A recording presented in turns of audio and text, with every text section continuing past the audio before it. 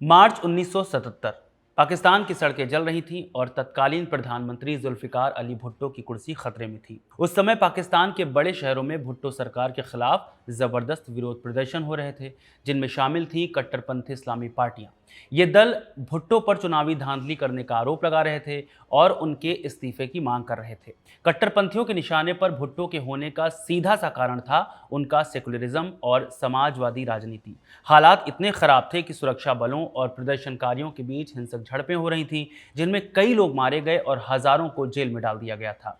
ऐसे में भुट्टो ने चली एक ऐसी चाल जिसे शायद पाकिस्तान की सियासत का सबसे बड़ा मोड़ भी कहा जाता है। जुल्फिकार अली भुट्टो ने पाकिस्तान में 97% मुसलमानों के लिए शराब बैन कर दी और खुद को साबित करने में लग गए एक नेक मुस्लिम।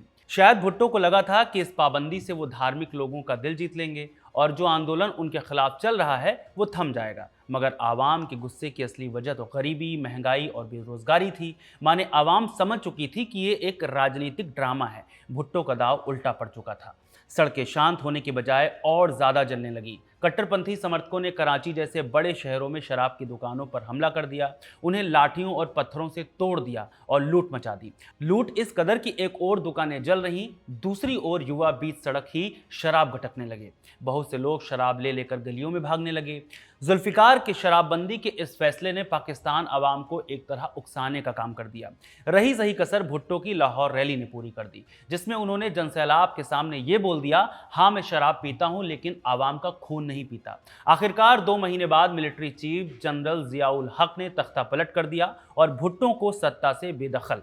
इस तरह शराब पर पाबंदी लगाने का जो फैसला उन्होंने अपनी कुर्सी सुरक्षित रखने के लिए किया था, वो पाकिस्तान के इतिहास में एक नाकाम सियासी समझौते के रूप में दर्ज हो गया। दूसरी ओर पाकिस्तान के बड़े शहरों, खासकर कराची के नाइट क्लब्स, बार और सड़कों के किनारे बने कैफे सुनसान हो गए।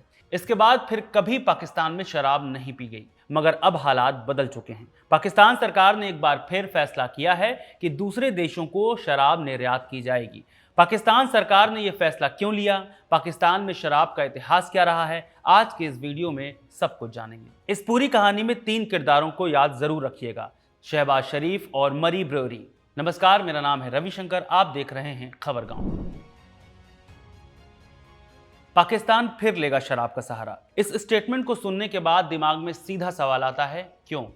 तो जवाब है पैसा, यानी डॉलर की सख्त जरूरत। दरअसल पाकिस्तान इस वक्त बहुत ही बुरे आर्थिक दौर से गुजर रहा है और उस पर 125 अरब डॉलर से भी ज्यादा का विदेशी कर्ज है। देश में फॉरेक्स रिजर्व की भारी कमी हो गई है और कर्ज चुकाने के लिए वे IMF पर निर्भर हैं। इस तंगी से उबरने के लिए पाकिस्तान सरकार अब हर उस जरिए को अपना रही है जिससे देश में विदेशी मुद्रा आ सके। शराब का निर्यात उसी में से एक है। ये बड़ा फैसला लेने के पीछे मरी ब्रेवरी के प्रमुख और पाकिस्तानी सांसद स्पॉन्सर भंडारा का बड़ा हाथ है, जो काफी समय से इसकी मंजूरी मांग रहे थे। उन्होंने सरकार पर तब दबाव बनाना शुरू किया जब 2021 में बलूचिस्तान में चीनी नागरिकों के लिए एक चीनी ब्रूअरी खोलने की इजाजत दी गई। आखिरकार 2025 में पाकिस्तान सरकार ने औपचारिक मंजूरी दे दी, जिसके बाद अप्रैल 2026 में देश की इकलौती शराब कंपनी मुरी ब्रेवरी ने ब्रिटेन, जापान, पुर्तगाल और थाईलैंड जैसे देशों को बियर और अन्य अल्कोहलिक ड्रिंक्स एक्सपोर्ट्स करने शुरू कर दिए। हालांकि देश के अंदर आम लोगों के लिए शराब अभी भी बैन है और केवल अल्पसंख्यकों या विदेशियों को ही लाइसेंस पर मिलती है। लेकिन गिरती अर्थव्यवस्था को बचाने के लिए पाकिस्तान ने अब अपनी पुरानी झिझक छोड़कर शराब को कमाई का जरिया बना लिया है। वहीं बात मरी ब्रेवरी की करें तो पिछले कई सालों से ये नॉन अल्कोहलिक ड्रिंक का एक्सपोर्ट कर रही है। इनमें पैकेज्ड जूस, मिनरल वाटर और फ्रूट फ्लेवर वाली ड्रिंक शामिल हैं। अब समझ लेते हैं कि क्या है मरी ब्रेवरी। तो ये पाकिस्तान की इकलौती शराब कंपनी है और साल 1860 में 2 विदेशी व्यापारियों एडवर्ड डायर और वैम्पर ने इसकी शुरुआत की थी। इसकी शुरुआत हुई थी मरी नाम की पहाड़ी पर, जो अब पाकिस्तान में है। यहाँ ब्रिटिश आर्मी के लिए बियर बनाई जाती।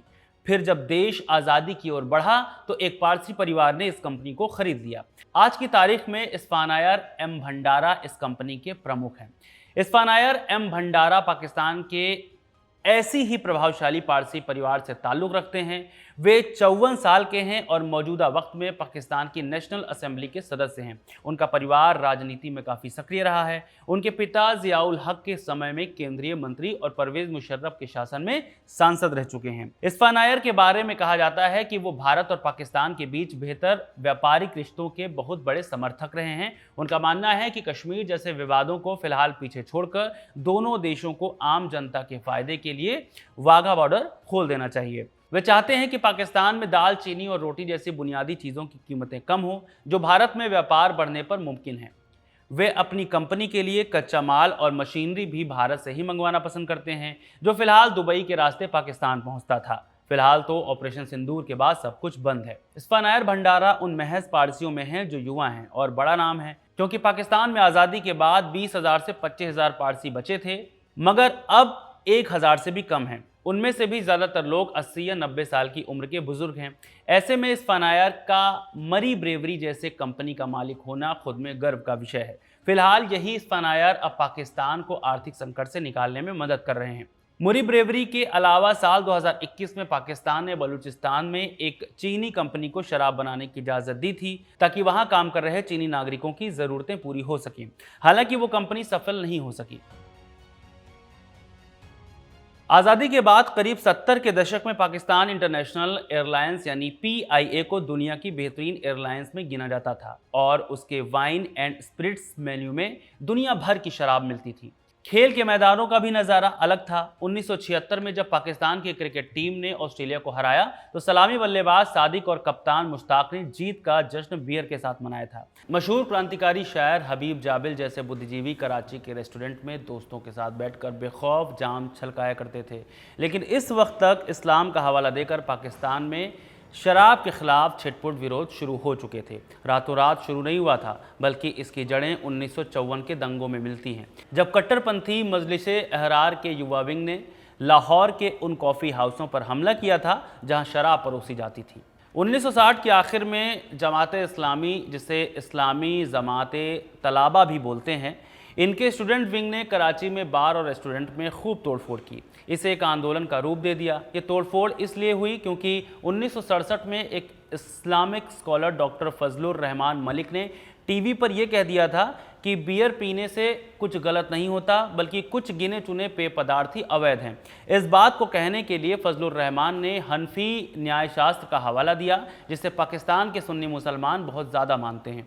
यकीन से परे, लेकिन इस बयान पर जमात इस्लामी इतना भड़क गई कि डॉक्टर रहमान को देश छोड़ना पड़ा। साल 1977 पाकिस्तान के इतिहास का सबसे बड़ा मोड़ साबित हुआ। जुल्फ़िकार अली भुट्टो की सरकार महंगाई और भ्रष्टाचार के आरोपों से घिरी हुई थी। उनके विरोधियों ने पाकिस्तान नेशनल अलायंस माने PNA के तहत हाथ मिला लिया और निज़ाम मुस्तफ़ा यानी शरिया कानून की मांग शुरू कर दी। भुट्टो ने अपनी कुर्सी बचाने के लिए इस्लामी समाजवाद का नारा दिया और धार्मिक दलों को शांत करने के लिए कई समझौते किए। इसी दबाव में आकर अप्रैल 1977 में भुट्टो ने पाकिस्तान में शराब की खुलेआम बिक्री, बार और नाइट क्लबों पर पाबंदी लगाने का फरमान जारी कर दिया। यह किस्सा हमने आपको शुरुआत में ही सुनाया कि कैसे भुट्टो ने शराबबंदी की, बावजूद इसके उनकी कुर्सी नहीं बची और जुलाई 1977 में जनरल ज़ियाउल हक ने तख्ता पलट कर दिया। हालांकि ज़िया ने भुट्टो द्वारा लगाई गई पाबंदी को बरकरार रखा, लेकिन उसमें एक खौफनाक सज़ा ज़रूर जोड़ दी। शराब पीते पकड़े जाने पर 80 कोड़े मारे जाएंगे। ज़िया के दौर में केवल गैर मुस्लिमों और विदेशियों को ही परमिट के आधार पर सरकारी लाइसेंस वाली वाइन शॉप से शराब खरीदने की अनुमति दी गई। गैर मुस्लिमों के लिए शराब खरीद पाने की जो दुकानें थीं वो सिर्फ पाकिस्तान, सिंध और बलूचिस्तान प्रांत में थीं, खासकर उनकी राजधानी कराची और क्वेटा में। हालांकि इस वक्त एक शख्स ऐसा था जिसने शराब पीने पर सख्त सज़ा ख़त्म करने की कोशिश ज़रूर की। नाम है परवेज़ मुशर्रफ। 1999 में तख्ता पलट होने पर पाकिस्तान आर्मी के चीफ बने। मुशर्रफ के चीफ रहने पर पाकिस्तान के मुसलमानों को शराब की दुकानों के लिए लाइसेंस लेना आसान हो गया। माने मुशर्रफ के कार्यकाल तक यानी 2008 तक पाकिस्तान में शराब की दुकानें दोगुनी हो चुकी थी। फिर 2008 में 2013 के बीच जब पाकिस्तान पीपल्स पार्टी, अवामी नेशनल पार्टी और मुत्ताहिदा कौमी मूवमेंट की गठबंधन की सरकार चली, तब भी शराब की बिक्री ज़बरदस्त हुई। माने 2000 से 2013 तक आम मुसलमान के लिए शराब की दुकान खोलना या ख़रीदना बहुत आसान हो गया था। मगर अवैध तरीकों से, क्योंकि मुसलमानों को आज भी पाकिस्तान में खुले तौर पर शराब बेचना या खरीदना अवैध माना जाता है। यही कारण है कि समय समय पर पाकिस्तान की धार्मिक पार्टियां और समूह अक्सर ये अफसोस जताते दिख जाते हैं कि 1979 में लाया गया अध्यादेश बहुत नरमी के साथ सुनाया गया था। ऐसे में सवाल उठता है कि क्या शराबबंदी के बाद पाकिस्तान में मुसलमानों ने शराब पीना कम कर दिया है? तो इसका जवाब डॉन की एक रिपोर्ट में मिलता है। साल 2013 में पुलिस ने अवैध शराब की भट्टी पकड़ी थी जो फैसलाबाद में बनाई जा रही थी। इसे पीने से 15 से ज़्यादा लोगों की मौत हो गई। ऐसे शराब बनाने वाले अक्सर स्थापित विस्की ब्रांडों की खाली बोतलों का इस्तेमाल करते हैं। आंकड़ों की माने तो कहानी इसके उलट है। पाबंदी के बाद 1980 के दशक में शराब पीने की लत के मामले दोगुने हो गए। चूंकि अच्छी शराब महंगी हो गई और केवल रईसों तक पहुंच पा रही थी, इसलिए गरीब तबके ने अवैध भट्टियों की कच्ची शराब का रुख किया। विडंबना देखिए, 1979 तक पाकिस्तान में हेरोइन के केवल 2 मामले थे, लेकिन शराब पर बैन लगने के बाद 1985 तक पाकिस्तान दुनिया में हेरोइन के मामले में दूसरे नंबर पर पहुंच गया। आज के पाकिस्तान में हालात ये है कि पाबंदी के बावजूद शराब आसानी से उपलब्ध है। खासकर सिंध प्रांत और कराची में लाइसेंस वाली वाइन शॉप्स पर भीड़ लगी रहती है, जहां 90% ग्राहक मुसलमान ही होते हैं। पाकिस्तान में शराब अब चीन से ट्रकों के जरिए और कराची बंदरगाह के रास्ते यूरोप से तस्करी होकर भी आती है। एक दिलचस्प किस्सा 2005 का है, जब पाकिस्तान के एक लेखक पेरिस के एक रेस्टोरेंट में गए। वहां उन्होंने इंडियन बियर ऑर्डर की, लेकिन जब बोतल सामने आई तो वो मरी ब्रेवरी की थी। वेटर ने बताया कि गोरे लोग अक्सर इंडियन बियर प्रेफर करते हैं, इसलिए उन्होंने पाकिस्तानी ब्रांड को भी उसी श्रेणी में डाल रखा है। फिलहाल तो आपको बता दें कि पाकिस्तान में शराब बिक्री पर जिस तरह बैन है वो वैसा ही रहेगा, लेकिन जिस शराब निर्यात पर भी बैन था अब वो हट गया है। माने अब पाकिस्तान शराब बनाएगा और दूसरे देशों में बेचेगा, जिसकी जिम्मेदारी मरी ब्रेवरी लेगा। इस वीडियो में इतना ही। इस पूरे वीडियो को रिकॉर्ड किया है सर्वेश ने। शुक्रिया।